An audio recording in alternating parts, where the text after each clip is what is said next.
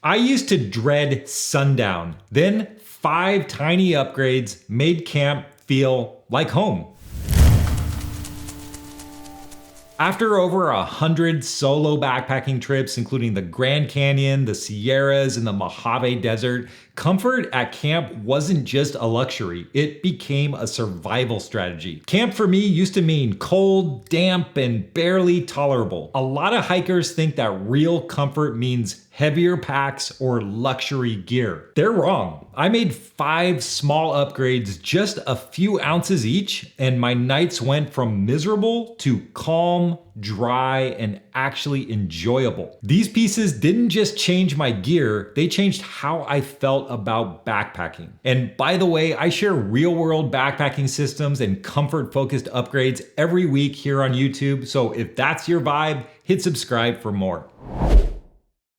So there's always that point at camp, usually right after my shelter's up, where my body just kinda shuts down. I'll be standing there halfway through filtering water or unstuffing my quilt, and all I can think about is just sitting down. Not eating, not organizing, just getting off my feet. And if the only options are a cold rock or damp, wet ground, that's when discomfort flips into fatigue. And that's where the foam sit pad really earned its spot in my system. Not because it's super clever or it's a high-tech piece of gear, but because it solved a friction point that was starting to show up on every evening. So for my sit pad, I just cut out a section from an old Thermarest foam sleep pad. And now it's an item I always pack without question. And if you're looking for a sit pad, the Thermarest Z-Seat is popular and pretty solid. I've used it during dinner breaks on frozen dirt while kneeling to filter water, as a dry platform for swapping socks before bed. I've even used it inside a frameless pack to give it a little more shape. And at the end of a long day, not having to crouch awkwardly in the mud while you cook or tighten your shoelaces, those little relief moments matter. And that's the kind of gear that I care about now.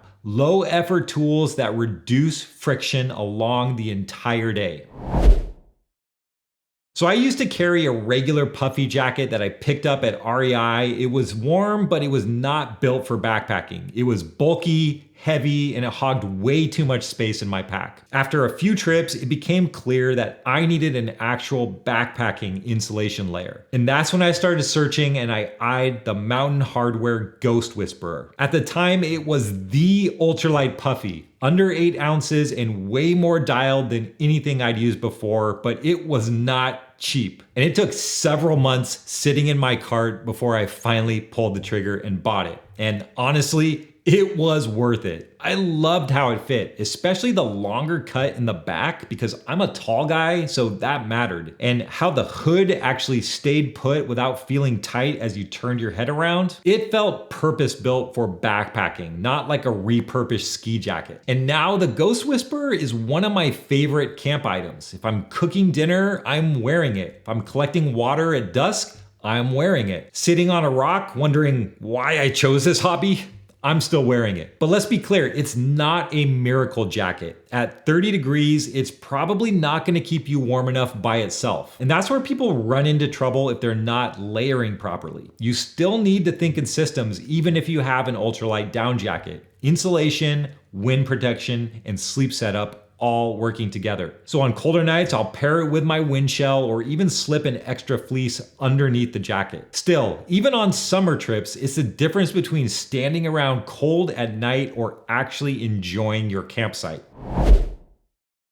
So you hit camp, you're smoked from the day's hike, you go and grab your water for the night. Most people will do just fine with 2 to 3 liters of water to last through the night until the next day. That's usually the standard advice, 2 to 3 liters. And honestly, it is enough for a lot of hikers. But I go through water fast. I like to drink a lot of water when I get to camp. I'll mix electrolytes, I'll cook a dehydrated dinner, sip some tea, then follow it with hot cocoa. In the morning, I'm making protein powder, having like 2 cups of coffee. That 2 to 3 liters of water, it's gone before I even realize it. And now I'm rationing what's left before the next day's hike even starts.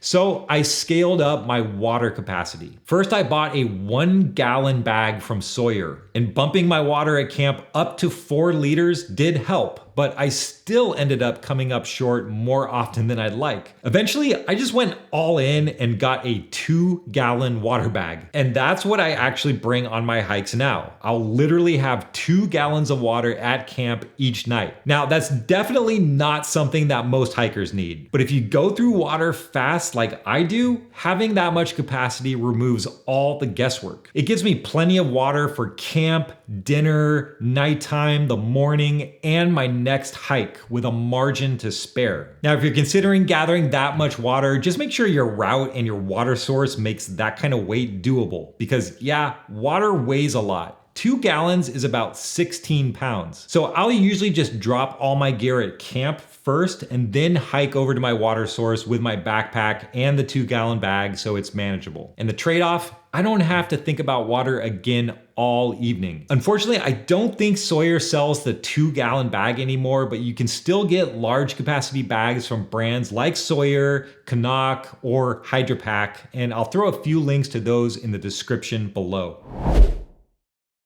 All right, one of my favorite things about backpacking, especially in the shoulder season, is sitting by a campfire as the sun goes down. That soft glow, the crackle, that warmth, it's one of the few moments where camp actually feels cozy and not like it's just a shelter. But a lot of places don't allow fires anymore, especially where I'm at in California, where we've been having crazy forest fires for the past few years. And on those trips, I miss that ritual of the campfire, the light, the vibe, the transition from day to night. So I figured I'd try and recreate that atmosphere a little bit, and I picked up a Yuko candle lantern. Barely takes any space in my pack, but when you set it on a log or hang it from a nearby tree while sipping tea in the evening, it changes the whole feel of my campsite. Suddenly, it's not just about getting my gear together and stuffing some calories before passing out. It becomes a moment where I actually enjoy the end of the day. And yeah, it throws just enough heat to unfreeze your fingers when the temps dip, or just warm the palms of your hands as you wait for your stove to boil. Originally, I wasn't sure if this was something I was going to like or even bring out again, but I really enjoy having it. I don't always bring it on every trip, but if I find myself with a few extra ounces to spare, particularly on winter trips where the nights are longer, it's one of the first items I'll toss into my pack as a luxury item. And if you've ever felt like your camp setup is missing some soul once the sun drops, this is one way to bring that back. So I brought a few different variations of a towel on my trips, whether it's a buff, a bandana, or this REI microfiber towel I got a few years ago, and I really like it. It's nothing fancy, but it's reliably useful. It soaks up more water than you'd expect given its size, it wrings out easily, and it dries pretty fast. It's soft enough to use on the skin, but tough enough to also clean gear, and it has a little clip so I can hang it off the back of my pack while hiking and let it dry in the sun. Definitely not exciting gear at all, but absolutely dependable. And if this kind of comfort first thinking clicks with you and you're still building out your gear system or your approach to your trips, I've got a beginner's guide to backpacking on the blog that just dropped. It's a solid place to start, and the link's down below. And guys, if you're still dialing in your gear, check out this video next. Another 5 cheap upgrades that made the biggest difference on my trips. So thanks for watching, guys. Hope this gave you some ideas for your next gear upgrades, and I'll see you out on the trail.